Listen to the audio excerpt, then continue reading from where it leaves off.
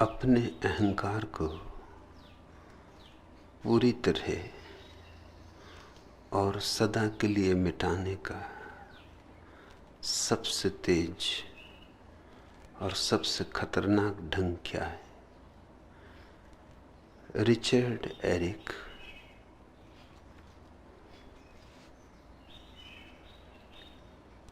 अहंकार को मिटाने का कोई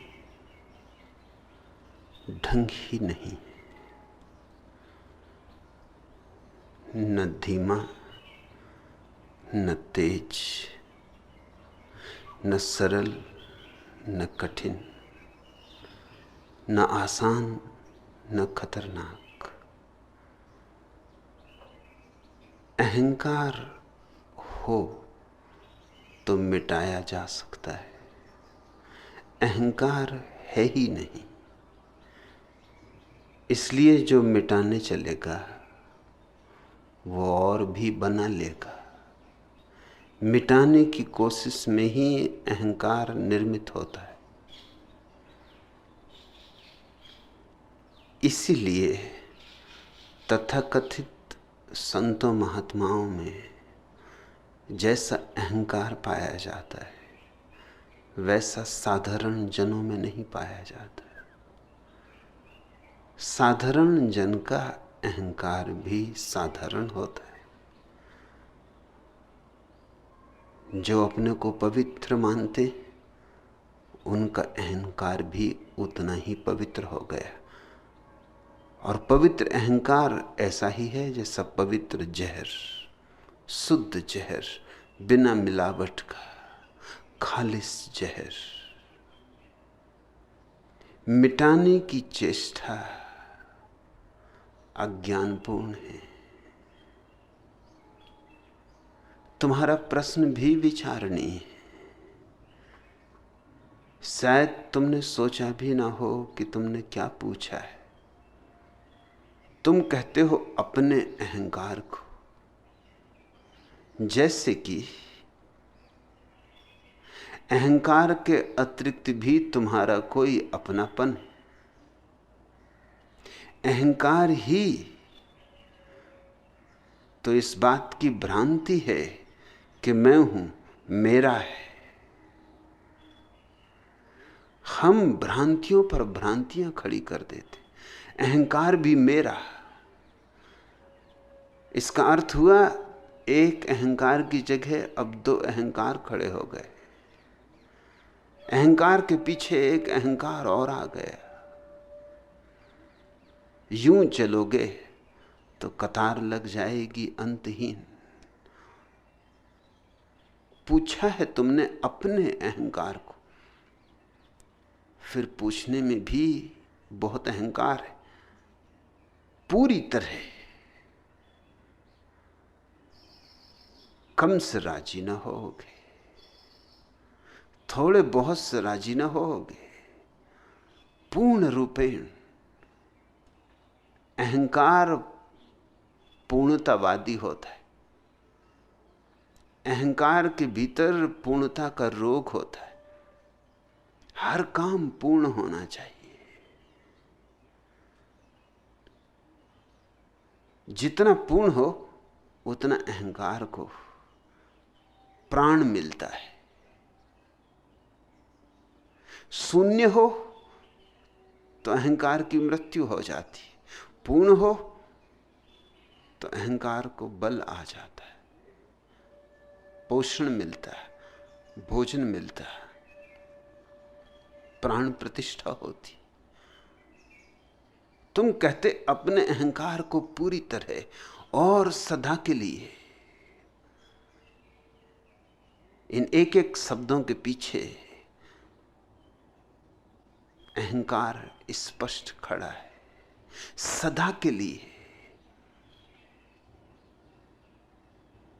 अनंत काल के लिए, इससे कम में ना चलेगा। अहंकार हमेशा असंभव की मांग में जीता है, क्योंकि न होगी मांग पूरी और न अहंकार के अंत का क्षण निकट आएगा। अहंकार मांगता है असंभव को, ताकि तुम चलते ही रहो, चलते ही रहो। कभी मंजिल आएगी नहीं, न अहंकार की मृत्यु होगी।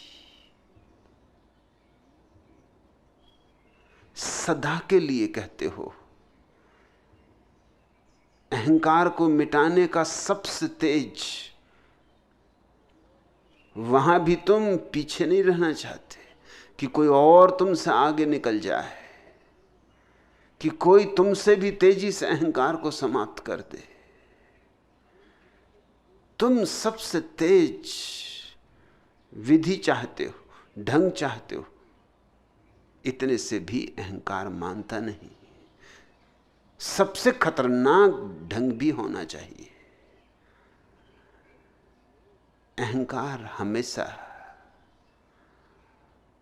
उस चुनौती को स्वीकार करता है जो अति दुर्गम हो। गौरी शंकर पर चढ़ना यूं व्यर्थ है, सिवाय इसके कि चढ़ने वाले के अहंकार की तृप्ति हो, अन्यथा वहां पाने को कुछ भी नहीं। चांद पर जाकर कुछ भी नहीं मिलता, लेकिन चांद पर चलने वाला मैं पहला आदमी हूं, और मैंने सबसे खतरनाक यात्रा की है अब तक, जो किसी ने कभी नहीं की थी। इतनी ही तृप्ति है। तुम्हारा पूरा प्रश्न शुरू से लेकर अंत तक अहंकार की छाया से दबा है, और फिर तुम इसे मिटाना चाहते हो। लेकिन क्यों? क्योंकि अहंकार को मिटाना अहंकार को भरने का अति सूक्ष्म उपाय है। तुम यह अहंकार भी संवार लेना चाहते हो कि देखो, जिससे बड़े बड़े न कर पाए, संत और महात्मा हारे, मैं भी उस अहंकार को मिटाने में समर्थ हुआ। उस अहंकार को जिसे मुश्किल से कोई मिटा पाया है, मैंने मिटा के दिखा दिया है। मगर यही मैं, यही दिखाने का, प्रदर्शन का आग्रह तो अहंकार है। और अहंकार क्या है? इसलिए रिचर्ड एरिक थोड़े और तरह से सोचें। मिटाने की भाषा ही गलत है। यह ऐसे ही है जैसे कोई अंधकार को मिटाना चाहे, लड़े, घूंसेबाजी करे, तलवार चलाए, चीख पुकार मचाए, धक्के दे, लेकिन अंधकार यूं नहीं मिटता। और जब बहुत लड़ेगा, झगड़ेगा, तो थकेगा, गिरेगा, और जब गिरेगा, थकेगा, हारेगा, तो स्वभाव था यही तर्क की निष्पत्ति होगी कि अंधकार बहुत सबल है, जीता नहीं जाता। लाख उपाय करो फिर भी जीत संभव नहीं होती। तर्क युक्त हो गया तुम्हारा निष्कर्ष, लेकिन फिर भी भ्रांत, फिर भी गलत। अंधकार सबल नहीं है। अंधकार का कोई अस्तित्व ही नहीं है। बल तो कैसे होगा? तुम जो हारे, अपनी नासमझी से हारे। तुम जो हारे वो इसलिए हारे कि तुम उससे लड़े जो था ही नहीं। नहीं से जो लड़ेगा उसकी हार सुनिश्चित है। नहीं को तो हराया नहीं जा सकता, जो है ही नहीं उसे कैसे हराओगे? अगर अंधकार होता तो हम कोई रास्ता निकाल लेते, बांध लेते, पोटलियों में फेंक देते गांव के बाहर, तलवारों से काट के टुकड़े टुकड़े कर देते। संघर्ष लेते, युद्ध छेड़ते, मगर ये कोई तरकीबें कारगर नहीं होंगी। तलवार लेकर लड़ोगे तो संभावना यही है कि अपने को ही घाव कर लोगे। दीवालों से टकरा जाओगे, अंधकार से लड़ने जाओगे तो सिर फोड़ लोगे अपना। अंधकार से लड़ा नहीं जाता, अंधकार को मिटाया भी नहीं जाता। यह भाषा वहां काम नहीं आती। दिया जलाना होता है, और दिया जलते ही ऐसा मत सोचना कि दिए के जलने से अंधकार मिट जाता है। अंधकार तो था ही नहीं, सिर्फ प्रतीत होता था। दिए के जलने से प्रतीति मिट जाती, आभास मिट जाता। जैसे रस्सी में सांप देखा हो और फिर दिया जला है तो सांप मिट जाता है, ऐसा तो ना कहोगे। इतना ही कहोगे कि रस्सी अंधेरे में सांप मालूम पड़ती थी नहीं, अब दिया जल गया तो देख लिया कि रस्सी रस्सी है, सांप नहीं है। न तो सांप मरा, न मारा गया, न मिटा, न मिटाया गया, था ही नहीं, अब भी नहीं। सिर्फ तुमने एक स्वप्न देखा था, तुम्हें एक आभास हुआ था, एक भ्रांति हुई थी। अंधकार प्रकाश का अभाव है। इसे बहुत गहराई से समझ लेना। अभाव है प्रकाश का, इसलिए प्रकाश की मौजूदगी होते ही अंधकार नहीं पाया जाता है। अहंकार आत्मबोध का अभाव है, आत्मस्मरण का अभाव है। अहंकार अपने को न जानने का दूसरा नाम है। इसलिए अहंकार से मत लड़ो। अहंकार और अंधकार पर्यायवाची। हां, अपनी ज्योति को जला लो, ध्यान का दिया बन जाओ, भीतर एक जागरण को उठा लो, भीतर सोए सोए ना रहो, भीतर होश को उठा लो। और जैसे ही होश आया, चकित होगे, हंसोगे, अपने पे हंसोगे, हैरान होगे। एक क्षण को तो भरोसा भी ना आएगा कि जैसे ही भीतर होश आया वैसे ही अहंकार नहीं पाया जाता। न तो मिटाया न मिटा, पाया ही नहीं जाता है। इसलिए मैं तुम्हें न तो सरल ढंग बता सकता हूं न कठिन, न तो आसान रास्ता बता सकता हूं न खतरनाक, न तो धीमा न तेज। मैं तो सिर्फ इतना ही कह सकता हूं, जागो। और जागने को ही मैं ध्यान कहता हूं। आदमी दो ढंग से जी सकता है। एक मूर्छित ढंग है, जैसा हम सब जीते, चले जाते हैं यंत्रवत, किए जाते हैं काम यंत्रवत, मशीन की भांति। थोड़ी सी परत हमारे भीतर जागी है, अधिकांश हमारा अस्तित्व सोया पड़ा है। और वो जो थोड़ी सी परत जागी है, वो भी न मालूम कितनी धूल धमास, कितने विचारों, कितनी कल्पनाओं, कितने सपनों में दबी है। सबसे पहला काम है, वो जो थोड़ी सी हमारे भीतर जागरण की रेखा है, उसे सपनों से मुक्त करो, उसे विचारों से शून्य करो,